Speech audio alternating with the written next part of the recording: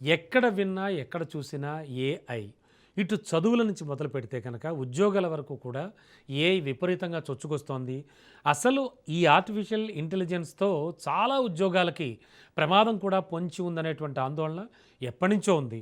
అది చాలా ఉద్యోగాలు ప్రూవ్ చేశాయి కూడా. అయితే చాలా వరకు కంపెనీలు ఏఐతో ఉద్యోగులను రీప్లేస్ చేసేస్తున్నాయి కూడా మనకు తెలుసు.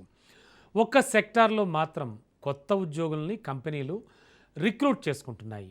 ఏమిటి కంపెనీలు? అవేంటో తెలుసా? అంతేకాకుండా భారీ స్థాయి ప్యాకేజీలను కూడా అందిస్తున్నాయి.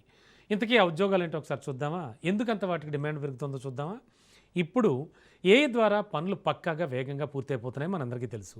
మరి ఈ చేంజ్ కంపెనీలకి ఖర్చులను కూడా తగ్గిస్తోంది. అందుకే అందరూ ఏఐ వైపు మొగ్గు చూపుతున్నారు. మరి ఈ కోణంలో ఏఐ కంపెనీలకు ఎంతో మేలు చేస్తోంది. కానీ ఇదే ఏఐ కంపెనీల మనుగడకే ముప్పుగా మారే ప్రమాదం కూడా పొంచి ఉంది. తాజాగా మెటా సంస్థలోని ప్రముఖ ఇన్‌స్టాగ్రామ్ అకౌంట్లు హ్యాక్ అయిపోయాయి. ఈ పని ఏఐ ద్వారానే చేశారని తెలిసి టెక్ రంగం సంభ్రమాశ్చర్యాలకు గురైంది. ఆ తర్వాత భయపడింది. ఆ వెంటనే జాగ్రత్తలు తీసుకునే పనిలో పడింది. తమ డేటాను ఎవరు హ్యాక్ చేయకుండా ఉండడానికి డేటా సెంటర్ల భద్రతపై హై రేంజ్లో దృష్టి సారించాయి. అందుకే ఈ డేటా సెంటర్ల సెక్యూరిటీపై భారీ స్థాయిలో ఖర్చు పెడుతున్నాయి. ఇందులోని పలు రకాల ఉద్యోగులకు లక్షలు దాటి కోట్లు కూడా చెల్లిస్తున్నాయట. సో వార్షిక ప్యాకేజీలో 1.85 కోట్ల రూపాయలకు పైగా శాలరీస్ ఇస్తున్నాయట. టెక్నాలజీ ఎంతగా పెరుగుతుంటే నేరాలు కూడా అదే స్థాయిలో పెరిగిపోతాయి కదా, అదే జరుగుతోంది. టెక్నాలజీని ఉపయోగించుకునే సైబర్ నేరాలకు పాల్పడుతున్నారంతా. దీంతో కంపెనీల అత్యంత ప్రాధాన్యత అంశాల్లో డేటా సెంటర్స్ ఉంటున్నాయి. సో ఈ డేటా సెంటర్లపై హ్యాకింగ్, డ్రోన్ దాడులు, గూఢచర్యలు లాంటివి కంపెనీలు తీవ్ర ఆందోళనకు గురిచేస్తున్నాయి. అందుకే ఆయా సెంటర్లను సంరక్షించుకోవడానికి బలమైన చర్యలు చేపడుతున్నాయి. గడిచిన 5 ఏళ్లలో డేటా సెంటర్ల సెక్యూరిటీకి సంబంధించి పలు విభాగాల్లో ఉద్యోగాలకు ఏకంగా 4 రెట్లు పెరిగినట్టుగా నివేదికలు చెబుతున్నాయి.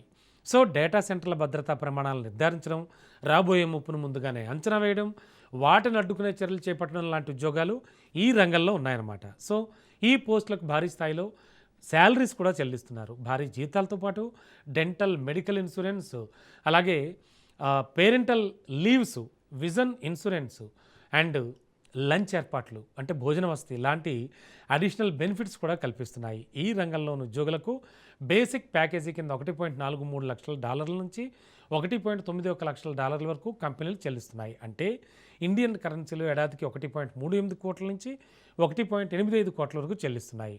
సో మన దేశంలోనూ డేటా సెంటర్ ఇండస్ట్రీ వేగంగా అభివృద్ధి చెందుతోంది.